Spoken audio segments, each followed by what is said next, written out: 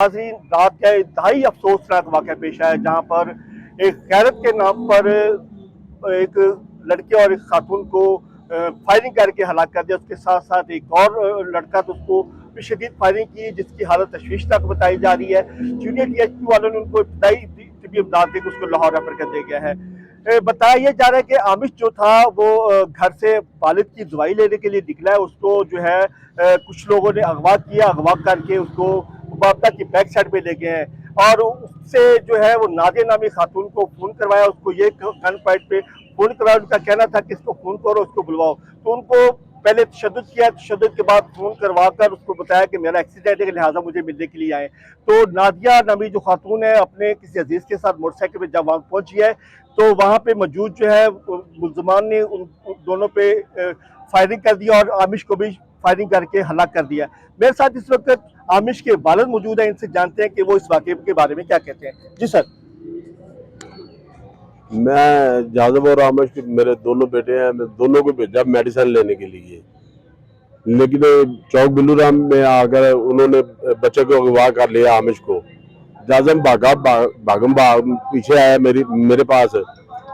फिर हम गए उधर, देखा कहीं नहीं मिले। एक दो लड़के आ रहे थे, उन्होंने बताया कि उधर वापडा वाले साइड में ना मंजूर और सखावत चन्नी, ये दोनों और दो दो बंदे और हैं, तो एक ड्राइवर है।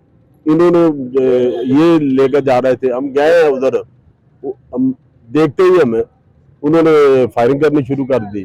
फायरिंग करके मौके भी बच्चा भी जहाँ भाग हो गया, बच्ची भी जहाँ भाग हो गई। जो नादिया नामी खातून जो इस वाक़े में जाबाक हुई है, कत्ल हुई, उनके वालिद उसकी हमशीरा मेरे साथ मौजूद है। इनसे जानते हैं कि वो इस वाक़े के बारे में क्या कहती हैं। कर दिया गया है, तो आप क्या कहेंगे इसके बारे में? हुआ क्या जी, वाक़या कैसे हुआ? वाकया 2-2:30 ਵਜੇ ਮਸਲਨ ਹੋਇਆ ਇਹਦਾ ਵਾਕਿਆ। ਭੈਣ ਕੋਲ ਰਹਿੰਦੀ ਸੀ। अच्छा जी। ਹਾਂਜੀ, ਉੱਥੋਂ ਫੋਨ ਕਰਕੇ ਬੁਲਾਇਆ ਗਿਆ। जी आप क्या कहेंगे? कोई मुतालबा आपका कोई मैं बताया कि ਕਹਾਂਦੀ ਉਹਨੇ ਕਿਹਾ ਸੀ ਵੀ ਇੱਥੇ ਉਹਦਾ ਪਤਾ ਕਰਨ ਮੈਂ ਚੱਲੀ ਆ ਤੇ ਮੈਂ ਆ ਜਾਂਦੀ ਤੇ ਇੱਥੇ ਆ ਕੇ पता नहीं ਧੋਖੇ ਜਵਾਂ ਦੇ ਮਾਰ ਦਿੱਤਾ ਉਹਨਾਂ ਸਾਨੂੰ। जी मेरे साथ इनके वालिद भी मौजूद है। नादिया नामी जो खातून इस वाक़े में कत्ल हुई हैं, उनसे वालिद से जान। जी बुजुर्गों, बड़ा अफसोस हुआ, आपकी बेटी जो है वो कत्ल हो गई है।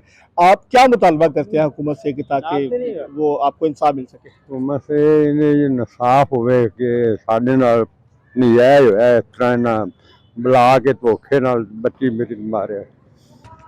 जी नाज़रीन, जैसा कि जो नादिया नामी खातून इस वाक़े में जाबाक हुई है, उसकी जो फैमिली मेरे साथ मौजूद है, उन्होंने बताया कि हमारी जो बच्ची को एक धोखे से फ़ोन करके बुला के उसको कत्ल कर दिया गया है। इनकी तरफ से ये मुतालबा किया जा रहा है कि हमें इंसाफ दिया जाए और मुलज़िम को कड़ी से कड़ी सज़ा दी जाए।